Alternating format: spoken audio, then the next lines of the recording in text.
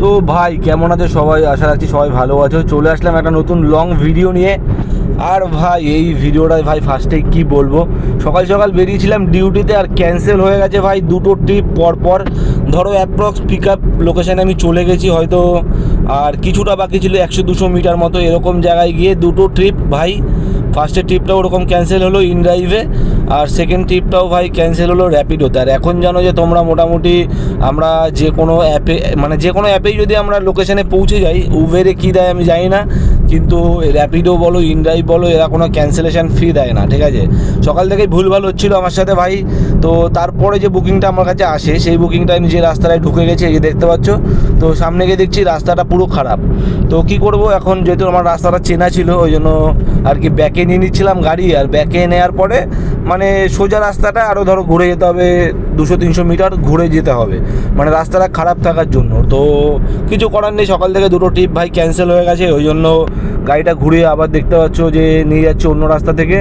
তো এই বুকিংটা ভাই আমি পেয়েছিলাম, তারপরে আবার র্যাপিডোতেই ছিল, ঠিক আছে।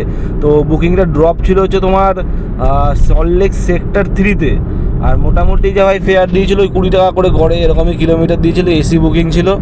আর কাস্টমারকে ওঠানোর সাথে সাথে ভাই নেমে গেছিলো প্রচণ্ড বৃষ্টি। দেখবে যে ওখানটায় সামনে আমাকে কাস্টমার ভাই হাত দেখিয়ে দাঁড় করিয়ে নিয়েছিল, তো যে কারণে ভাই কোনো অসুবিধা হয়নি, কাস্টমারকে সহজেই পেয়ে গেছিলাম। আর বুঝতেই পারছো সকাল থেকে দুটো ট্রিপ আর কি ক্যান্সেল হয়ে গেছে। তো ওই জন্য চাচ্ছিলাম যে মানে যত তাড়াতাড়ি ভাই একটা দুটো ট্রিপ কমপ্লিট করব, মোটামুটি একটু আর্নিং করে নিতে পারলে ভালো হয়, কেননা সকাল সকাল ভাই মানে ফার্স্ট ট্রিপ ক্যান্সেল হলে একটুখানি খারাপ লাগে। তো যাই হোক, সেটা কোনো ব্যাপার না ভাই, কাজে বেরোলে এরকম ক্যান্সেল হতেই পারে।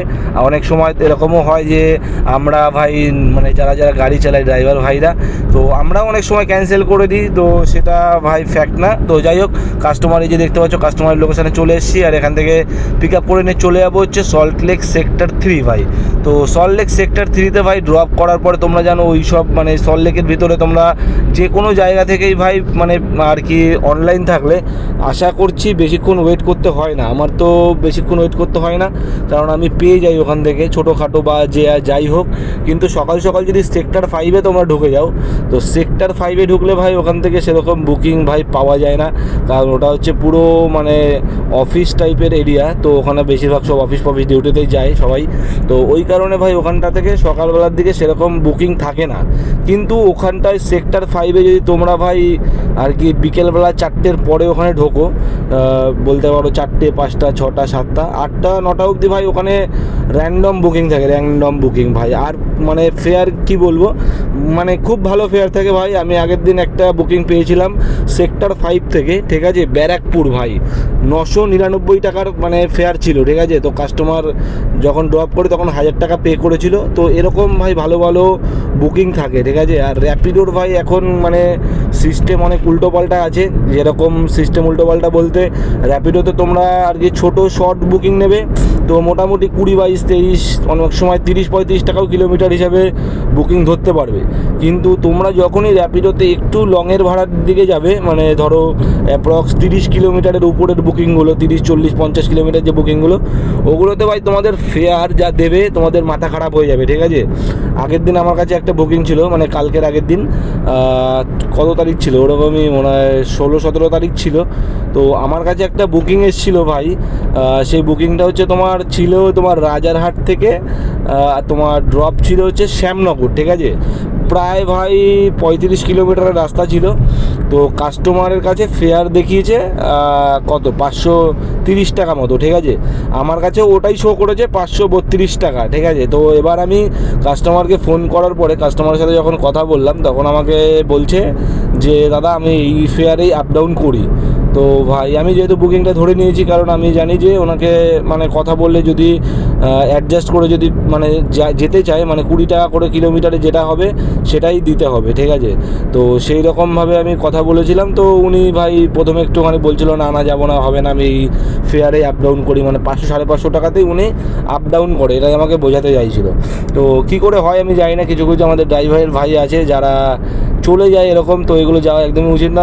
মিনিমাম ভাই পার কিলোমিটার 20 টাকার নিচে কেউ মানে গাড়ি চালিও না। এমনিতেই জানো ক্যাবের বাজার কীরকম খারাপ, বুকিং পাওয়া যায় না। তো লাস্ট টাইম ওনাকে ওই সিস্টেমে রাজি হয়ে যায়, তো ওই হিসাবে আমি ওনাকে নিয়ে চলে যাই, ঠিক আছে।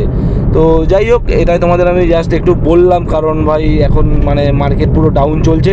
তার মধ্যে থেকে 1 সেপ্টেম্বর থেকে আবার মানে 1 সেপ্টেম্বর থেকে আবার চালু হয়ে যাচ্ছে হচ্ছে তোমার মানে নো পার্কিং টাইপের চালু হয়ে যাচ্ছে। কারণ আমরা যখন বুকিং ড্রপ করি, আমরা যে রাস্তায় দাঁড়াই মানে আশেপাশে নো পার্কিং বা পার্কিং মানে ফাঁকা জায়গা থেকেই দাঁড়াই, তো সেইগুলো নাকি দাঁড়ানো যাবে না। তো বুঝতে পারছি না মানে কি হবে গাড়ির লাইনের। সেটাই ভাই বললাম যে যারা যারা দাঁড়াবে ড্রপ করে, পারলে গলি গলির মধ্যে গিয়ে দাঁড়িয়েও তাহলে ভালো হবে, আর না হলে আর কি বলবো। তো ভাই আমি ওই কাস্টমারকে সেক্টর 3-তে ড্রপ করার পরে আমি পেয়ে গেছিলাম একটা ছোট্ট বুকিং, যেটা ড্রপ ছিল হচ্ছে মানি স্কোয়ার। ভাই মানি স্কোয়ারে ড্রপ করার পর এবার বাইরে কিছুক্ষণ ওয়েট করছিলাম, ওয়েট করার পর ওখান থেকে একটা আমি বুকিং পেয়ে যাই, সেটা হচ্ছে তোমার রাজারহাটের দিকে, ঠিক আছে। তো যেহেতু রাজারহাটের দিকে বুকিং পেয়েছিলাম, নিয়ে ভাই চলে যাই ওখান থেকে রাজারহাটে। তারপরে ভাই যে বুকিংটা আমি পেয়েছিলাম ওটা হচ্ছে তোমার পুরো একদম ভিতরের দিকে, বেদিক ভিলেজ যেটা আছে ওই ভিতরটার সাইডে পেয়েছিলাম রাজারহাট থেকে। তো ওই জন্য ভাই চলে গেছি ওই দিকে, কেননা আর্নিং একটুখানি বেশি করার ছিল। কারণ আমি এখন যে গাড়িটা চালাচ্ছি এটা ভাই হচ্ছে ভাড়ার গাড়ি, ঠিক আছে। পার ডে 800 টাকা করে ভাড়া আছে এই গাড়িটার। আর হচ্ছে তোমার এই গাড়িটা হচ্ছে পেট্রোল প্লাস সিএনজি। আর ভাই সিএনজি ভরতে মোটামুটি 2-3 ঘন্টা চলে যায়। সিএনজি ভরতে প্রায় খরচা লাগে 800 টাকা, আর গাড়ির ভাড়া আছে 800 টাকা, 1600 টাকা। অ্যাপ রিচার্জের খরচা আছে ধরো আরও 200 টাকা, 1800 টাকা। আর নিজের খাওয়া দাওয়ার খরচা আছে ধরো আরও 200 টাকা, মানে 2000 টাকা ভাই মানে গাড়ি নিয়ে বেরোলে এটা খরচা আছে। তারপরে যেটা ইনকাম হবে সেটা হচ্ছে প্রফিট, মানে পার ডে ভাই 3000-এর উপরে আর্নিং না করলে, 3000-এর উপর আর্নিং না করলে সেরকম কিছুই থাকবে না। কেননা মোটামুটি 10-12 ঘন্টা গাড়ি চালিয়ে যদি 1000 টাকা যদি না থাকে, তো ভাই কাজ করার মানে হয় না আমার হিসাবে যা বলে। তো সেই জন্য ভাই আমি যা বুকিং পাচ্ছিলাম মোটামুটি ভাই 20 টাকার উপরে যা বুকিং পাচ্ছিলাম নিয়ে নিচ্ছিলাম। ইনড্রাইভ আর র্যাপিডো এই দুটোই চালাচ্ছি এখন। তো ইনড্রাইভে মোটামুটি আমার পার ডে ওরকম ধরো 120-30 টাকা রিচার্জ করলে হয়ে যায়। আর র্যাপিডোতে তোমার পার ডে ওই ধরো 80 টাকার মতো করি, ওই গড়ে পাত্তায় 210-20 টাকা এরকম হয়। তো ওই রিচার্জে ভাই হয়ে যায় আমার কাজ।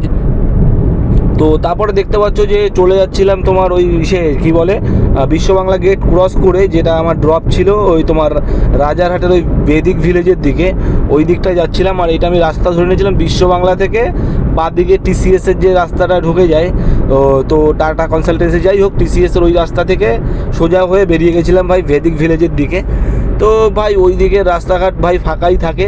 আর ওখানে আমার ড্রপ করার পর সেরকম ওয়েট করতে হয়নি ভাই, আমি তার মধ্যেই আবার পরের বুকিংটা পেয়ে গেছিলাম ভাই। পরের বুকিংটা ছিল হচ্ছে কোথায় জানো, ওখান থেকে প্রায় তোমার 30 কিলোমিটারের কাছাকাছি ড্রপ ভাই দূরে, ঠিক আছে। সেটা হচ্ছে তোমার শালিমার স্টেশন। তো শালিমার স্টেশনে ভাই আমি বেসিক্যালি বহুদিন হয়ে গেছে যাই না, তার একটাই কারণ শালিমার স্টেশন থেকে সেরকম বুকিং পাওয়া যায় না ভাই। তুমি ড্রপ করার বুকিং শালিমার স্টেশনে পেয়ে যাবে, মানে শালিমার স্টেশনে ড্রপ হবে এরকম বুকিং তোমরা কম বেশি পেয়ে যাবে মার্কেটে, ঠিক আছে। কিন্তু শালিমার স্টেশন থেকে পিক আপ করে যে তোমরা অন্য কোথাও ড্রপ করবে, তো সেরকম বুকিং পাওয়া যায় না। ওখান থেকে ফাঁকা গাড়ি নিয়ে 5-6 কিলোমিটার 2-3 কিলোমিটার যেতে হয়। ওই জন্য ভাই আমি আর কি শালিমার স্টেশনে খুব কম যাই। তো এই যে দেখতে পাচ্ছি অ্যাপার্টমেন্টে ঢুকেছি, এখান থেকেই পিক আপ ছিল, যে দাদাদের পিক আপ করেছিলাম তাদেরকে ড্রপ করার ছিল শালিমার স্টেশনে। তো ভাই আমার যেহেতু ইনকাম করার দরকার ছিল আর আর্নিংটা করার মানে ছিল, ওই জন্য আমি আর দেখিনি, আমি ফটাফট পিক আপ করতে চলে গিয়ে আমি ওখান থেকে নিয়ে চলে যাই শালিমার স্টেশন। তো শালিমার স্টেশনে ভাই ড্রপ করার পর আমি একটুখানি খিদে পেয়েছিল, খাওয়া দাওয়াও করে নিয়েছি। আর শালিমার স্টেশনে যেহেতু পার্কিং লাগে না, যদি তুমি মানে ওখান থেকে কাস্টমারকে না পিক আপ করো স্টেশনের পার্কিং থেকে, তুমি যদি ফাঁকা গাড়ি নিয়ে বেরো পার্কিং থেকে, তোমার কোনো পার্কিং চার্জ দিতে হবে না। তো সেই কারণে ভাই আমি ওখানে গাড়িটা পার্কিং করে চলে গেছিলাম হচ্ছে খাওয়া দাওয়া করতে। তো ভাই কি বলবো, কপালটা ভালো ছিল, ওই জন্য ভাই আর কি মানে আমি এই ফার্স্ট টাইম পেলাম, এতদিন ধরে ক্যাব চালাই শালিমার স্টেশন থেকে আমি এই মানে র্যাপিডোতে ফার্স্ট বুকিং পেয়েছিলাম কালকে, ঠিক আছে। তো ড্রপও ভাই বেশি দূরে ছিল না, একটা দাদাকে পিক আপ করেছিলাম ওখান থেকে। তো সেই দাদার ড্রপ ছিল হচ্ছে তোমার এসপ্লানেডের যে শ্যামলী যে বাস স্টপ আছে, মানে যেখান থেকে শ্যামলীর বাসগুলো ছাড়ে সেখানটাতে। আর অনেকেই আমাকে জিজ্ঞেস করছিলো দাদা কোথায় পেলে, মানে কী হিসাবে পেলে বুকিংটা। আমি তো ভাই বলছি সবাইকে যে র্যাপিডোতে পেয়েছি, আমি কোনো একটা পার্সোনাল ভাড়া না, ঠিক আছে। তো ভাই ওখান থেকে বুকিংটা নিয়ে ভাই আমি ওই দাদাকে ড্রপ করে দিয়ে হচ্ছে তোমার শ্যামলী পরিবহনের ওখানটাতে। আর ভাই কি বলবো, তোমার ওই দাদাটা আমাকে বলছিল যেতে যেতে যে ভাই আর কি আমার এখান থেকে ট্রেন ছিল ভাইজ্যাকের, তো আমি যে ক্যাবটাতে করে এসেছি সেই ক্যাবটা রাস্তার মধ্যে খারাপ হয়ে গেছিলো, তো যে কারণে ওখানটায় আমার মোটামুটি আধা ঘন্টা ওয়েট করতে হয়েছে, তো যে কারণে আমার লেট হয়ে গেছে আর আমি ভাই ট্রেনটা মিস হয়ে গেছে আমার। তো ভাই কিছু বলার নেই, আমি কি বলবো, আর এখানে বলার কোনো ভাষা পাইনি। তো মোটামুটি ভাই আমি তারপরে ওখানে এসপ্ল্যানেড বাস স্টপে ড্রপ করার পরে তো ওখান থেকে আরেকটা বুকিং পেয়ে গেছিলাম, সেটা হচ্ছে তোমার ড্রপ ছিল বরানগরে। ভাই বরানগরে ড্রপ করছিলাম, এটাই আমার আজকের মতো লাস্ট ট্রিপ ছিল। মোটামুটি ভাই আর্নিং হয়ে গেছিলো 3100 টাকা মতো ওরকম আর্নিং করেছিলাম কালকে টোটাল সব মিলিয়ে। আর কালকে তো আমার কোনো গ্যাস ভরাতে হয়নি, কারণ আগের দিনের গ্যাস আমি ভরিয়ে গাড়ি চালাইনি, সেই গ্যাসটুকু গাড়িতে ছিল, ফুল গ্যাস ছিল, ওটা দিয়েই সারাদিন কাজ করেছি। মোটামুটি 170-80 কিলোমিটার মতো ভাই গাড়ি কালকে চালিয়ে দিয়েছি, ঠিক আছে। তো মোটামুটি ভাই 3100 টাকার মতো আর্নিং হয়েছে। ধরো তার মধ্যে সব কিছু বাচ্চার দিয়ে আমার মানে নেট প্রফিট ছিল 1000 টাকার কাছাকাছি। তো ভাড়ার গাড়ি চালিয়ে ভাই এরকমই 1000-1200 টাকার বেশি প্রফিট, মানে রিসেন্ট আমি যা বাজারের অবস্থা করতে পারছি না। তো যাই হোক, দেখা হচ্ছে নেক্সট ভিডিওতে। ভালো লাগলে ভিডিওটা লাইক করো আর চ্যানেলটা সাবস্ক্রাইব করে দিও।